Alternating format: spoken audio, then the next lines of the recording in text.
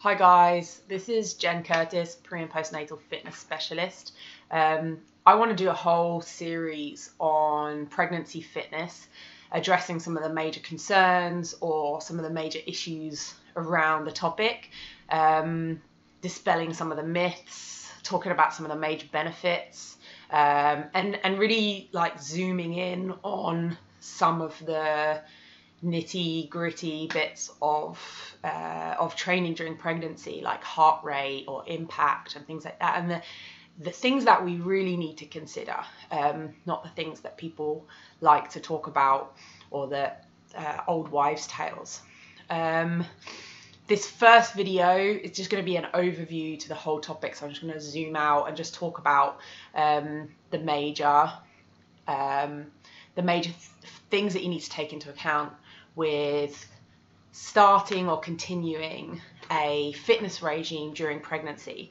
First thing I want to say is that pregnancy fitness or training during pregnancy is extremely important. Doing some kind of exercise routine during pregnancy is extremely important, and the benefits for both the mother and the baby are really, really well documented. And lots of studies have been done on the topic, and the benefits are endless. People are often very worried that it could cause damage to the baby, to the fetus, or that it could be bad for the mother. But actually, studies have shown time and time again that there are just so many benefits to maternal exercise. Everything from improved blood flow to the uterus and to the baby, improved nutrient supply to the baby, the baby tends to deal better with the stress of labor and childbirth. The babies tend to be healthier afterwards, have less body fat. They tend to be slightly smaller and delivered slightly earlier, which is really good news for the mum, who doesn't have to push out like a 4.5 kilo baby. And also the levels of intervention during childbirth, like C-section or forceps delivery, are massively reduced when the mother continues an exercise regime throughout her whole pregnancy. If you want to know more about this topic, I'm going to make a whole separate video on the benefits of maternal exercise.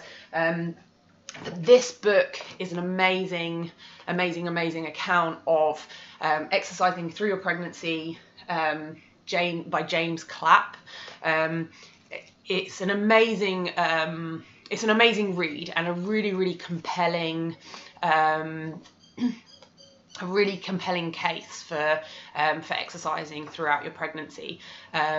He covers all the major points. It's backed up by tons of studies that he's done. They've done lots of studies on pregnant women. They've followed them through then childbirth, and followed up with their babies a year after birth and 5 years after birth, and the results are really amazing. And so I really encourage any woman who's exercising during pregnancy. I really encourage her to get this, especially if people are not being encouraging and telling her to hold back. So second thing I want to touch on is the real concerns of pregnancy fitness.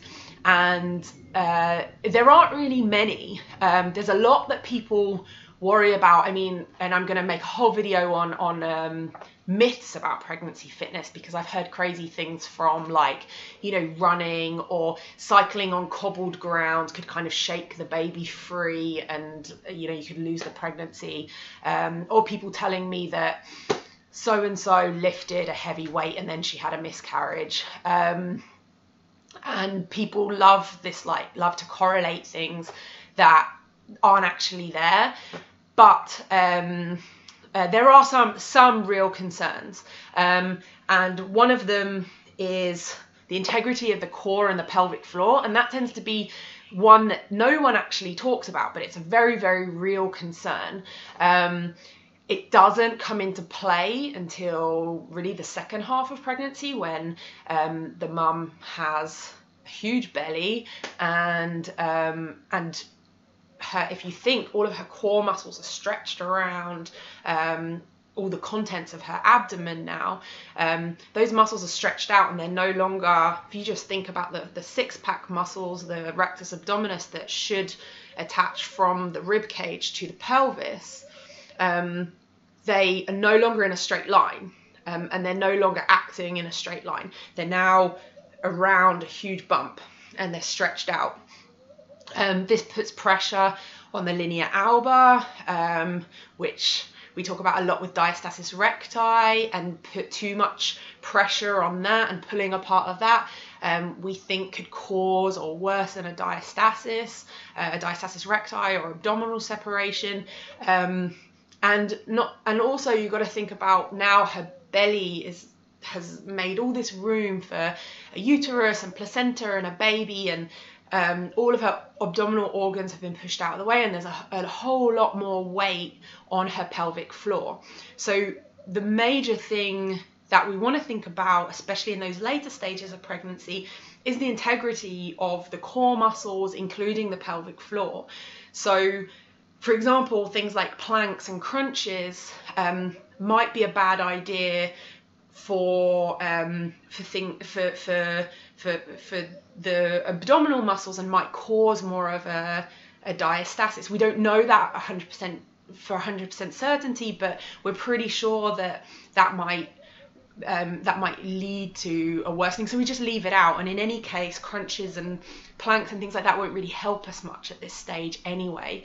And when it comes to the pelvic floor, all of that weight is now on the pelvic floor. It will compromise the function of the pelvic floor. There's a lot more that it has to deal with now.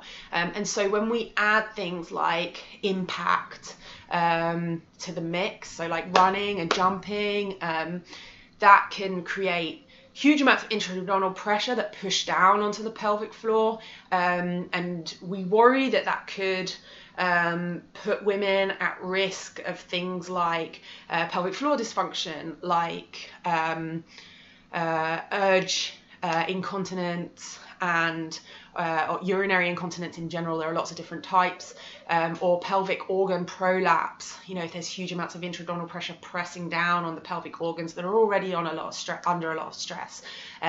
So these are things that we need to take into consideration when programming for a woman who's pregnant, or when designing our own program, or deciding whether or not to continue doing a certain exercise, like running, like box jumps, things like that. And it's also relevant when we talk about really heavy weights. You know, really heavy weights like lifting a 5-rep max and holding our breath can increase intra-abdominal pressure a lot, and we also worry that could compromise the integrity of the pelvic floor and the core muscles. So that's something that we might want to pull back on. It doesn't mean that you can't lift weights. It just means that we have to follow some different guidelines now, and you may need to pull back on the weights that you're lifting. I'll make a whole separate video on that, and really go into details on the current guidelines that we have, that are probably safe, that we believe are safe now. And the other major issue is exhaustion. Pregnant women tend to be a lot more tired. They have a much higher energy demand than they had before pregnancy, and whereas before pregnancy some of us may have been in a fitness regime, or have seen fitness as, you know, you have to go until you're absolutely knackered and you can't do any more. And whether that's doing, you know, a heavy weightlifting session, or running marathons, or doing CrossFit, or doing HIIT classes, or whatever else, that's something that we don't want to get to that point during pregnancy. We may continue doing the exact same thing, but for less time, because the exhaustion of the mother, one, is going to make it very difficult for her to continue her everyday life, and it could also be damaging or create undue stress for the fetus, and that's going to be. But what constitutes or how much you should do is like how long is a piece of string. It really is going to depend on many factors, including the fitness level of the mother before she got pregnant, and the type of exercise that she's doing, the intensity that she's doing, and how affected she is by pregnancy in terms of tiredness or other pregnancy symptoms. There's going to be a lot of factors, a lot of other factors as well that play into it. But for some women may be, Olympic level athletes, and so what seems like a moderate amount of exercise to them might seem like an enormous amount of exercise to the rest of us. And somebody who hasn't done exercise before may need to start, and who wants to start during pregnancy, may need to start with a very small amount of exercise in the beginning in order to not feel exhausted from it. And there's gonna be a whole huge range in between. So it's very hard to say this is the guideline for everyone. This is how much exercise you should do. Although there are guidelines for a minimum effective amount for pregnant women, but again, that will change from person to person. And finally, I want to touch on the elements of a balanced pregnancy program, which again I'll go into more depth on, but in a nutshell, we want to have some element of strength training, some element of cardiovascular training, and some element of flexibility training. And that really doesn't change from most of the population. Most people tend to gravitate towards one of those, and that's what they really enjoy, and that's what they're really good at, and they don't venture into the others. But it is important to maintain at this time full range of motion in all of the joints, which means being able to get your hands overhead, touch the floor, which obviously, the belly will get in the way at a certain point, or get into a deep squat. We want to maintain thoracic mobility. We want to maintain good mobility of all of the joints. It doesn't mean being super bendy and super flexible, but just making sure that we maintain a minimum level of mobility. Cardiovascular fitness has lots of benefits for both mother and baby, and strength training has a huge amount of benefits for the mother in particular, on a musculoskeletal level, keeping the muscles of her skeleton strong, and she's going to now be supporting a huge amount of weight, a huge amount of additional weight to what she's used to, and she needs to keep, if she doesn't keep her muscles strong, she can really feel the effects of that in terms of back pain or joint pain or whatever else. When it comes to strength training, we want to focus on have a slight bias towards posterior chain work. So back, bum, and also keeping the legs strong because they're supporting up the whole system. And keeping strong external muscles is also going to help support pelvic floor function, core function, things like that. It all feeds into each other.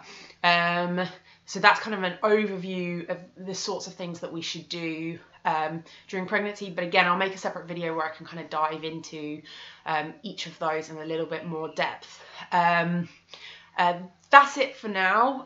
That's my kind of overview of pregnancy fitness.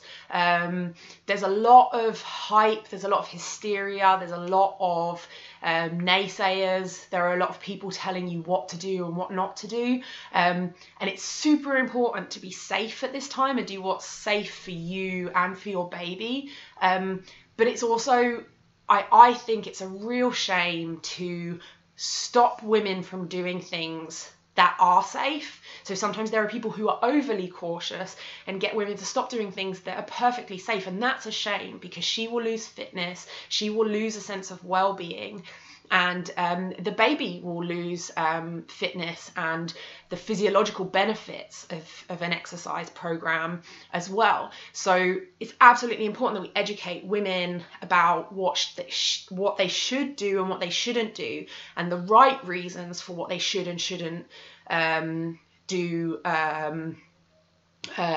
those given things, and not have this sense of don't do this because, I've heard things like don't lift your arms up over your head, which is, a very, very arbitrary, or don't twist your spine, or all kinds of things that are very, very arbitrary. And it's a shame to stop women from doing that. And it could actually cause damage if she stops doing things that are healthy for her to do.